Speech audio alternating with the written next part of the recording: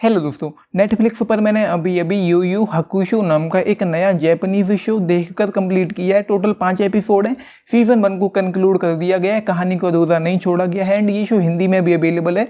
45-50 minute की length है प्रत्येक एपिसोड की। एंड ये शो एक जैपनीज मैंगा सीरीज पर बेस्ड है जिसका टाइटल भी यही था।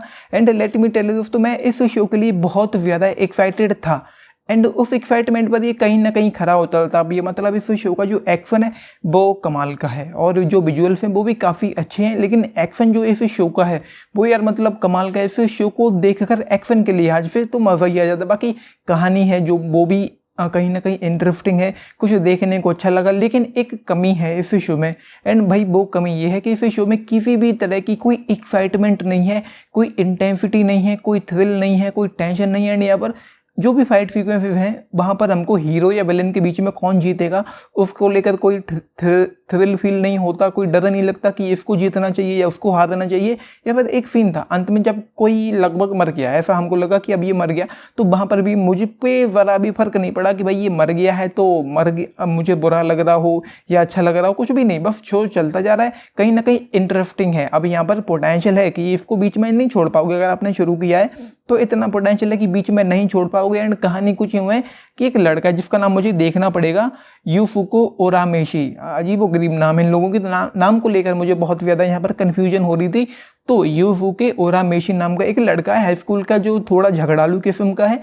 एक दिन एक बच्चे को बचाते हुए उसकी मौत हो गई एक एक्सीडेंट में। एंड उसके बाद वो पहुँचता है कहीं किसी दुनिया में, मतलब जहाँ पर एक मतलब मैं क्या कैसे बताऊं कि कंट्रोल किया जाता होगा कि या और उसके अलावा यहाँ पर और भी कुछ चीज़ें, जैसे कि एक इंसानी दुनिया है और एक मॉन्स्टर्स की दुनिया है। तो उन दोनों के बीच कुछ तालमेल है। मतलब मॉन्स्टर्स जो हैं वो इंसानी दुनिया में आ रही हैं। एंड वो लड़का मरने के बाद जब जहाँ पहुँचा तो वहाँ उसको ये कहा जाता है कि अगर तुम्हें इन मॉन्स्टर्स को इस दुनिया में, इस इंसानी दुनिया में आने से रोक दोगे तो तुमको जिंदा कर दिया जाएगा।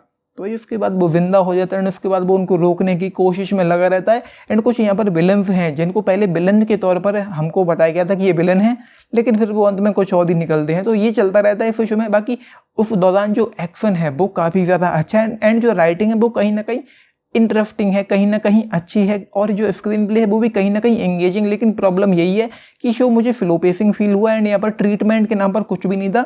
तो कोई बहुत ज़्यादा ऐसा मुझे फील नहीं हुआ कि ये हमको पूरी तरह से हुक एंड बुक करके रखे, या फिर जो कुछ भी चल रहा है उसको देखने में कोई बहुत मज़ा आ रहा हो, या जिसमें कोई मैडनेस हो, या हम ये कहें कि भाई मुझे और देखना है या और देखना है या और देखना है। तो वो वाली चीज़ें नहीं। बस शो खत्म हो गया है सीजन 1 में। अब मेरे अंदर कोई वो उत्सुकता नहीं है कि सीजन 2 भी आना चाहिए, या ग्रेट शो था, या मुझे को इसको और देखना है, इसके बारे में मुझे और जानना है। बस मैंने देखा, मेरा हो गया एंड कंक्लूड हो गया। तो भाई ये अच्छी चीज़ है। तो 5 एपिसोड में इसको कंक्लूड किया गया, जो कहीं ना कहीं अच्छा हुआ। एंड ये काफ़ी अच्छा रहा, ये काफ़ी सही डिसीजन रहा नेटफ्लिक्स का कि इसको ख़त्म किया गया है। एंड 5 ही एपिसोड थे, मतलब फिजूल में ज़्यादा लंबा खींचा नहीं गया है।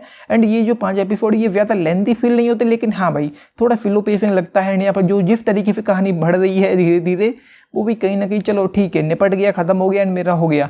तो ये है भाई, कोई बहुत ज़्यादा एक्साइटमेंट नहीं है जो होनी चाहिए थी। यहाँ पर अच्छा खासा थ्रिल हो सकता था, अच्छा खासा टेंशन हो सकता था। कुछ क्रीचर्स यहाँ पर हमको देखने को मिलते हैं, जब वो क्रीचर्स इंसानों के पीछे पड़ते हैं तो वहाँ पर बहुत ज़्यादा मतलब वो वाली चीज़ें हो सकती थी कि एज ऑफ द फीट वाला जो थ्रिल बोलते हैं जिसको, जिसमें नेल बाइटिंग थ्रिल हो सकता था।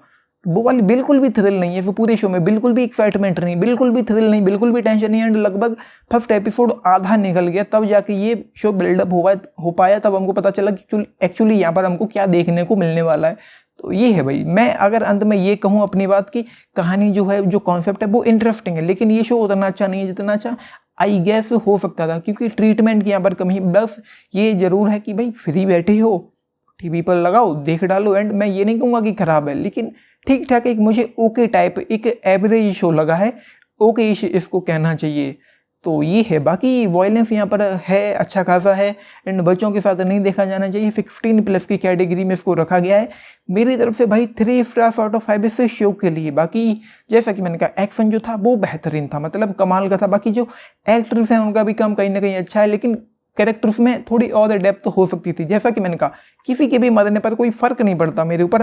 एंड जो विलेन्स थे यहाँ पर, जिनको नाम दिया गया है योकाई, जो मॉन्स्टर्स हैं, मॉन्स्टर्स को यहाँ पर योकाई नाम दिया गया है।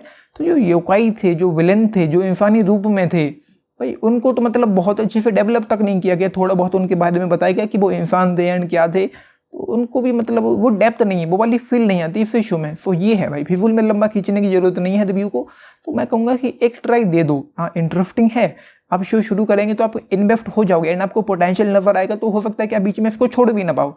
लेकिन बस भैया की ट्रीटमेंट की यहाँ पर कमी है। सो 3 आउट ऑफ 5 इस शो के लिए। बाकी बहुत से लोग पूछते हैं कि भाई 10 में से कितना, तो भाई 10 में से 6.5 stars out of 10 and Hindi में अवेलेबल है, तो चाहे तो फैमिली के साथ देख सकते हैं, ऐसा कुछ भी नहीं, लेकिन बच्चों के साथ नहीं देखना जाना चाहिए क्योंकि कुछ वायलेंस यहाँ पर है।